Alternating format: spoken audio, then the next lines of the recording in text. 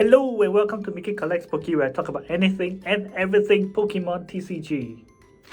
Yes, I'm filming in office today because work has been really busy, but I do want to talk about the Oceania International Championships which happened over the weekend. And I also want to talk about something that I feel all players should aim to do. So let's dive right into the OCIC review. The OCIC Pokemon TCG Championships was won by Azul Grego Garcia, also known as Azul GG.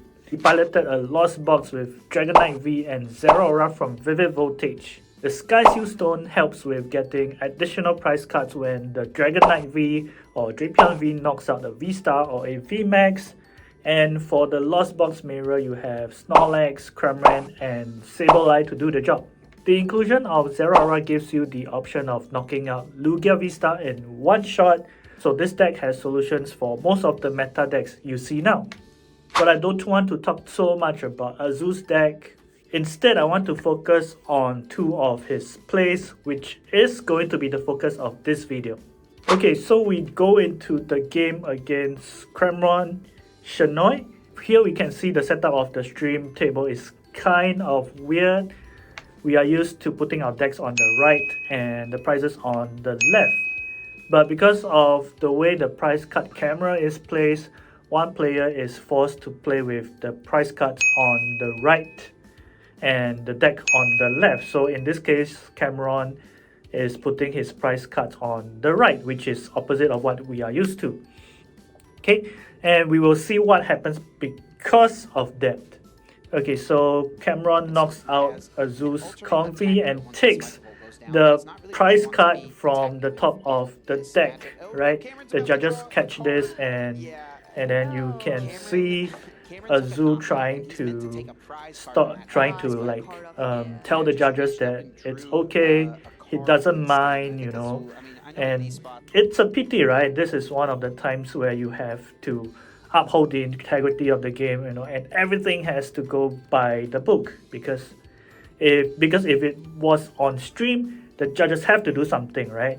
Okay, and then eventually it becomes a 2 prize penalty for Cameron, which means Azul needs to only take 4 prizes to win the game, which he eventually does. Okay, we then hit to game 2, and then Cameron makes the same mistake. So you will see he cross switches out the Cramorant, knocks it out, and instead of going to the right to take the prize cards, you go to the left, which is what all of us are used to. And that happens, right? There isn't much time and you want to make the loss a tie, and Azul tried to stop him, but it was too late.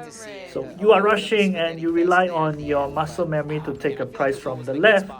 Yeah, so you can see Cameron concedes the game knowing he won't be able to come back from that. Azul later tweets, "I think it's silly Cameron got a prize penalty at least for the first one. They made him play left-handed, which really screws up your flow. I tried to argue with the judges about it and told them I don't think he should get a penalty, but they didn't care. And then I feel we should be able to decline penalties, but would love to hear arguments against it. The situation did feel unique, and it was obvious that habit was the only reason he messed up." And that is what you want to see in the game, right? Understanding that mistakes do happen, and if it's not a big one, you want the game to flow as much as possible. Of course, this doesn't mean that you let every misplay slide. Like if a money is played and your opponent shuffles the hand into the deck instead of putting it at the bottom, you are entitled to call a judge. It's what they are there for, to make sure that all the games are played fairly. Another incident happened at the senior finals, where the winner of the game will be crowned OCIC Senior Champion. So yeah, very high stakes. And this is where the incident happens, right? Path to the Peak is in play, and Yuichi, the player on the right, tries to draw 2 cards using concealed cards. So let's see what happens. So Polaris stops Yuichi from drawing, which is what you want to see in the game. And here is where I let you know how high the stakes was. because Yuichi then proceeds to put down Temple of Sinnoh, use control cards to draw 2 cards, which gives him the win, right? Saberlight and Psychic Energy. Retreat, put the Zigzag Good down, and get the 2 prizes to win game 2. If Polaris didn't stop Yuichi, it would be very likely that Yuichi will receive a 2 prize penalty or some prize penalty of sorts, which automatically gives Polaris the win. Eventually, Polaris did win the championship, but he could have won earlier instead of go through the grind of, a game 3. And that is the essence of what I'm trying to convey in this video. Of course, you want to win, but the way you win is important as well. It is the responsibility of both players to make sure that the game is played fairly, and we want to cut down on incidents where players intentionally let their opponents make a misplay so that they can call the judge and get an advantage. Of course, it's not wrong technically to do that, but I feel it's not right as well. If you can see that your opponent is about to make a misplay or a mistake, stop them before it happens.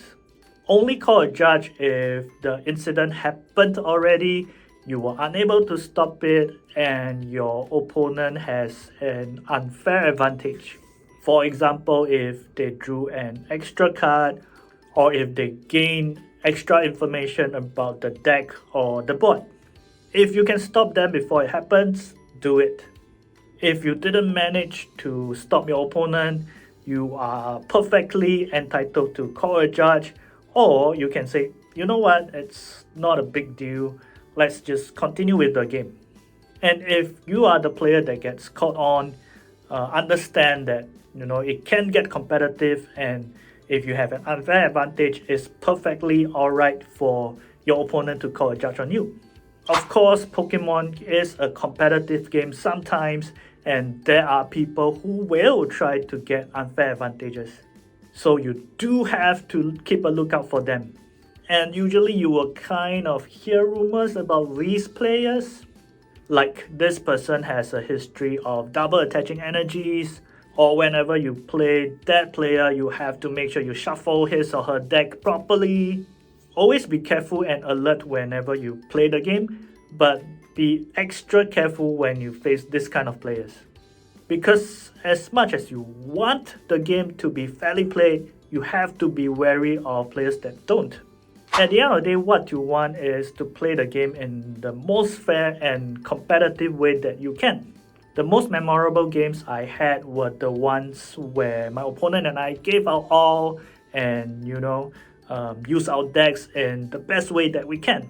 And you feel it, the energy, the tension, and the adrenaline rush that comes into you. Win or lose, you feel good after the game. And then instead of saying, good game, like you don't mean it, you'll be like, wow, that was a good game. So yeah, I guess the take-home message is this. Winning feels great, but always make sure that the integrity of the game is intact. And over the long term, you'll feel so much better about the way you play the game, and you will truly get to enjoy it.